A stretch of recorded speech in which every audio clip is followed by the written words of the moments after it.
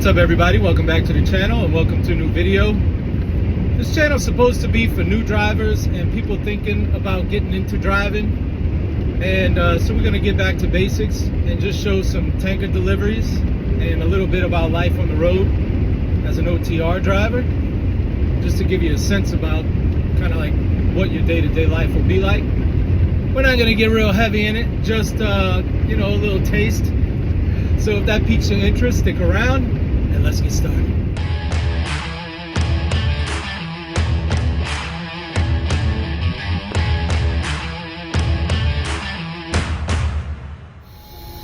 Here's my narrow truck scale of the day. Seems like every video I'm going up these narrow truck scales. So I like when the security guys are real nice, because some of them are jerks. This guy was real nice. Told me exactly what he needed me to do. Pull on the scale, go down the steps to the guardhouse. Then they're gonna tell me how to get to a staging area where my escort will come meet me. Not the type of escort you get in Las Vegas, rather some plant personnel. It's 11:39 right now. I wouldn't be surprised if they're going to lunch and I don't see somebody till like 12:30. They gave me a little radio, but I don't know who I'm supposed to call because they're supposed to meet me here. Anyway, we'll see how long this takes. It's 11:39. We'll see if they're here within 20 minutes. Well, that didn't take long. It's 11:41, so it only took him 2 minutes to get here. And I'm on my way to the back to do this delivery. The weird thing or different thing about this delivery I've never seen is they gave me this. It's a key, like an electronic key that you put in a lock, and then somebody from the plant has to put another version of this in the lock to open it before you can pump, to make sure that you're not pumping into the wrong tank or anything. So yeah, this is a new one. Now, I always thought that these silos look pretty cool. They're big brick silos. I guess steam or something goes up there. And I hate running over railroad tracks. I'm always worried I'm going to damage my tires. But if I stay perfectly center, I should be all right. Man, this is cool. There's something about industrial stuff like... I got your visual. Uh-oh, there's my radio going off. Go ahead, buddy. Hey, y'all, shut up. Here's a setup for the pump off. It's two hoses running out the back of the trailer. I've got air pressure going into the top of the trailer to pressurize the tank to about 20 psi, and from there it just pushes it into the customer's tank.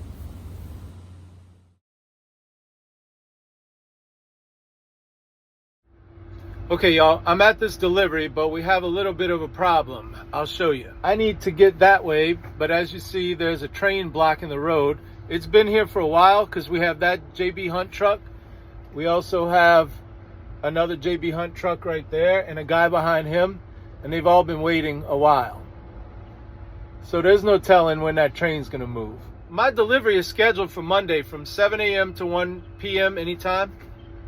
I was like, I wonder if they'll take me. I'm going to be in Chicago first thing Sunday morning on the BOL. Check this out.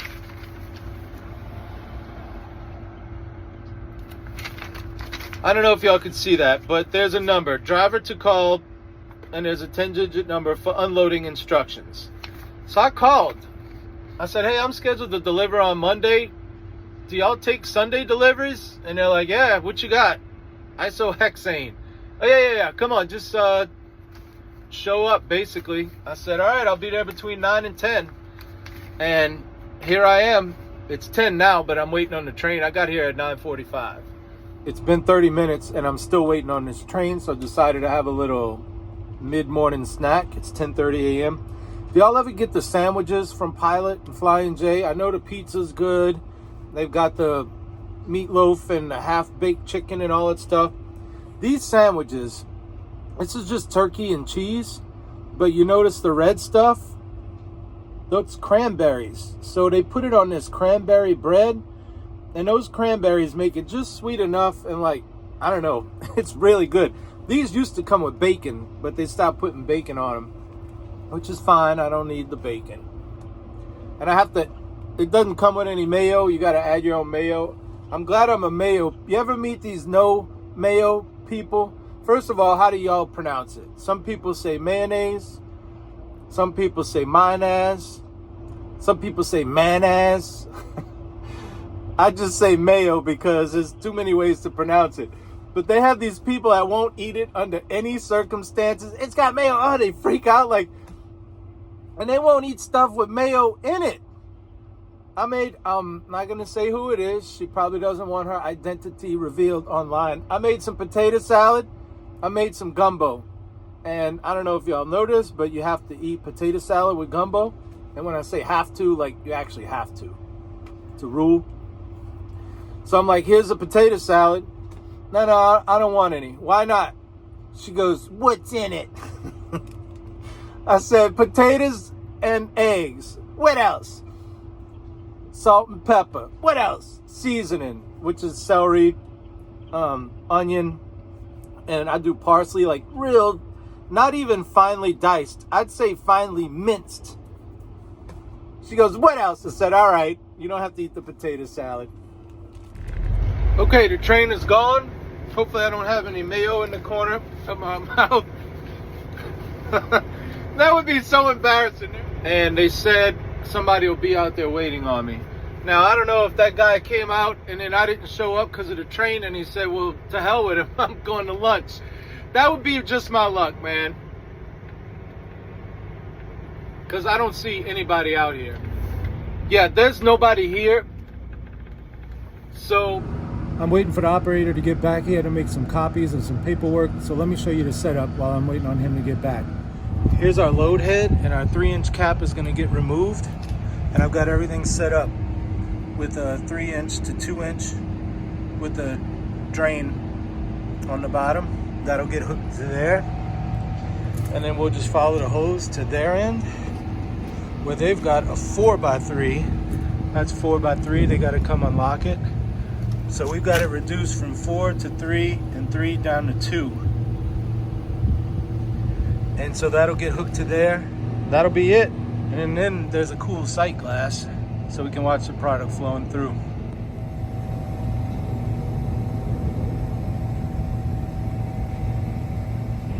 That's going to wrap up this portion of the video. So if you watched this far, thank you. And I hope to catch you on the next one. If you're sticking around for story time, let's do story time. Now last week I told y'all about my friend Jake the Snake, and this week I'm going to tell y'all about my friend Whorehouse Dave. So when I moved out to Vegas and I got a job at this fuel hauling company, I had to ride with Whorehouse Dave one day, just one day. And boy, the information I got in that one day, there's people out there that's always looking for like a get-rich-quick scheme or an easy way to make a buck or the next business idea. They can never do it because they always will have an excuse like, I've got the great ideas, I just don't have the money to start. If I just had the money to start, you know, I'd be a millionaire. Whorehouse Dave was one of these people. He had me this close to taking money out the bank and buying into this, but I'll tell you what stopped me at the end of the story. So he's like, we're riding around, and he's telling me that he does this currency exchange. For those of y'all who don't know what that's all about, basically you find a crappy country whose, whatever their unit of currency is, the US has the dollar, Japan has the yen, Russia has the ruble. I'm just going to use the ruble to simplify so that we're not changing countries, all right? It could be any country, but we're going to use Russia. So if the Russian ruble is worth less than $1, let's say a Russian ruble is worth, you know, half. You can go buy a bunch of just exchange your money, dollars to rubles, and buy a lot of them. Because $1 might get you 2 rubles or 5 rubles. Then, when Russia's economy gets better, all of a sudden the value of the ruble goes up, and you now can exchange them back into dollars and make free money. And so you buy $5,000 worth of rubles, and you get, let's say you've got 10,000 rubles for $5,000, or 20,000 rubles for 5,000 American dollars. Well, when the value of the ruble goes up, now all of a sudden you've got 50,000 when you exchange it back of American dollars. That's the scam, right? And they sound so honest and earnest and forthright, like they can't be steering me wrong. Then he's saying, you got to try to find a country who's on the come up, so to speak. Like they're a shithole country right now, but maybe they're getting ready to have an election and they have a new leader taking power. And I believe in this guy or this lady. I mean, a lady could turn around a country, right? I can't give you specific examples. I only know of 2-3 world leaders that were female. Margaret Thatcher, the lady from Germany, and one from Australia. America's still waiting on their first lady president. And maybe those 3 women did a great job, maybe they didn't, but I'm not into global politics, so I couldn't tell you. So anyway, you believe so much in this new prime minister, chancellor, dictator, whatever he's called, president, that you go buy that money before he turns his country around, and next thing you know, boom. You know I'm not into American politics, much less who's the chancellor of Germany. I can't tell you who's in charge of England, and they're our closest ally. I don't know who the president of Mexico is, and they're right there. And I was like, man, will you help me do it, Whorehouse Dave? He's like, oh yeah, I'll go with you. I'll tell you the place to go, where you do the exchange and all of this stuff. I'll help, because I'm thinking, man, I got $5,000 burning a hole in my pocket with nothing to do with it. So he drops me off at the end of the day. And I'm driving home and I'm thinking about it like, man, I think I'm gonna do this. And then I thought, wait, there's one fatal flaw in Whorehouse Dave's money-making scheme, get-rich scheme. If it was that easy, everybody would be doing it, right? So that's what got me to change my mind. I was like, man, it's just too easy. And you don't need any common sense to do it. You just go exchange currency, and then a year later, you've quadrupled or quintupled your money. So, needless to say, old Whorehouse Dave, I got Iranian dinari, and I've got Vietnamese, whatever the currency is here.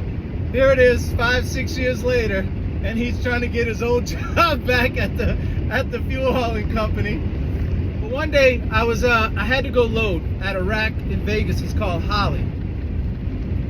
So I pull into Holly, and the racks, there's like 6 of them, all in a row, but there's one sitting off by itself where you don't load product, you offload ethanol, because they add ethanol to the gas, and you have to pass that rack to get to the other 6. So I'm passing the rack, and there's Whorehouse Dave. Hey! And so I stop and roll down my window. He walks up to me. He's like, man, my truck is in the shop, so I'm in a loaner truck. I forgot my hard hat, and you need a hard hat. You have to have a hard hat. He goes, I'm almost finished. I got one more compartment. Can I borrow yours while you're waiting in line? He goes, I'm on my last compartment. I said, yeah, sure, you can borrow mine. I don't like giving up my hard hat, because I don't want somebody else's greasy forehead rubbing on the band. That's for my greasy forehead, not yours. Turns out Whorehouse Dave had his whole trip, and we hauled doubles in Vegas. He had both trailers to unload. He straight up lied. And I'm like looking at him, and he's just looking at me, and he's doing this. I'm like, you son of a bitch. I can't believe I had to wait an hour while he unloaded both trailers. I had to back up because nobody could get in front of me to get their trailer. See this right-hand lane, man? I can't take that. So I had to back up so that people could get in front of me. I look like such an idiot. And I'm just sitting there waiting, and everybody's like, why you not going, driver? Oh, because my co-worker has got my hard hat because he lied to me. I was so mad that he made a fool out of me like that. I mean, straight up punked me. I made a fool out of me. And I just had to sit there and wait, and wait, and wait, and wait, because that pump to offload ethanol was so slow. I was so mad that he made a fool out of me that I I'd see him at the yard, I would just wave, and pretty much I never talked to him again. I still haven't talked to him. It's been 6 years, man. I don't have any ill will.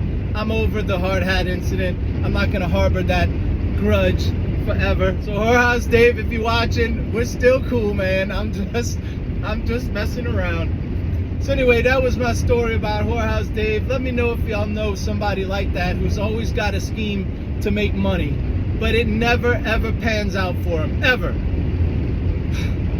I hope you enjoyed the video. I hope to catch you on the next one, and until the next one, this is Jason signing out.